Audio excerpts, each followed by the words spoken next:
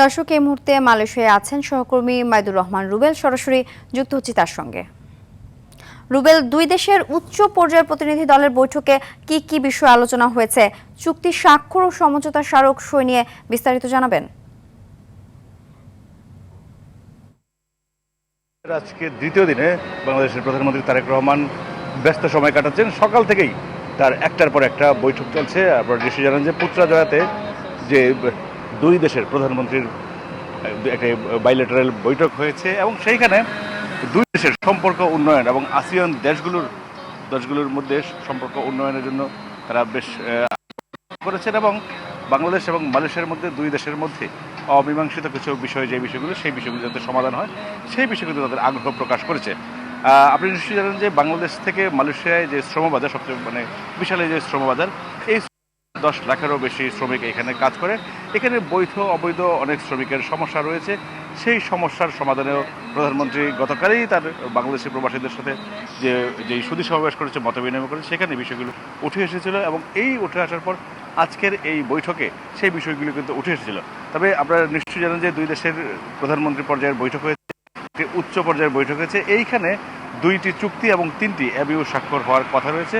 আমরা যেটি জানতে পেরেছি এখন পর্যন্ত যে এটি আসলে দুপুর নাগাদ মালয়েশিয়ার সময় 1:30 অর্থাৎ বাংলাদেশ সময় 11:30 নাগাদ একটি সংবাদ সম্মেলনের মাধ্যমে হয়তো জানানো হবে যে কি কি বিষয়ে চুক্তি হলো, কি কি বিষয়ে এমওইউ স্বাক্ষর হলো, সেই বিষয়গুলো কিন্তু আমরা জানতে পারবো আরও কিছুক্ষণ পর।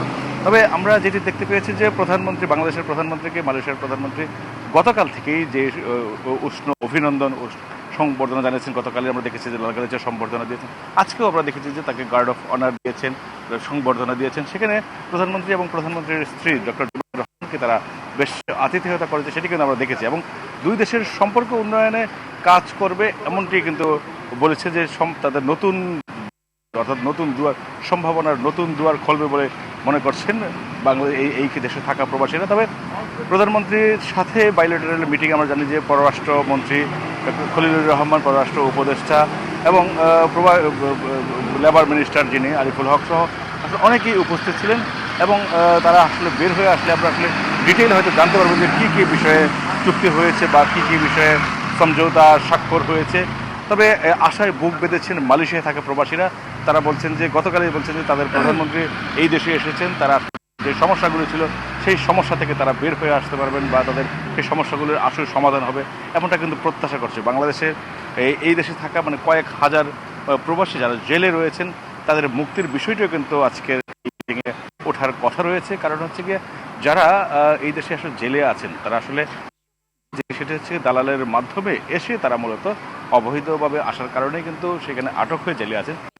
তারা জেলে আছেন, তাদের সেই অপরাধটি নেই, কিন্তু অপরাধ না থাকার কারণেও দালালের খপ্পরে পড়ে তাদের জেলে থাকতে হয়েছে এবং যে এইসব পরিবারগুলো যারা জায়গা জমি বিক্রি করে এসেছেন তাদের পরিবারগুলো বেশ উদ্বিগ্ন। তাদের কথা মাথায় রেখে মূলত এই বিষয়গুলো আজকের বৈঠকে আলোচনা হওয়ার কথা রয়েছে এবং এরপর একটি সুরাহা হওয়ার সম্ভাবনা দেখছেন মালয়েশিয়া থাকা প্রবাসীরা এবং তাদের স্বজনরা।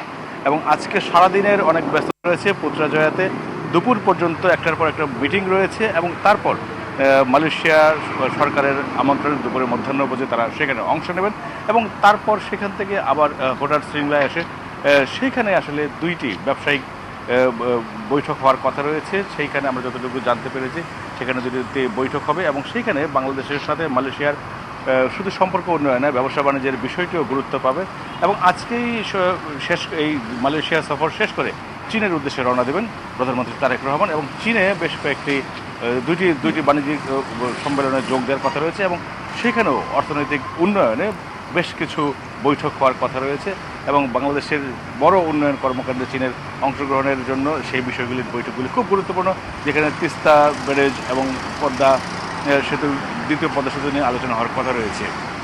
এই ছিল থেকে সবশেষ খবর আমার কাছে। সিনথিয়া, ধন্যবাদ।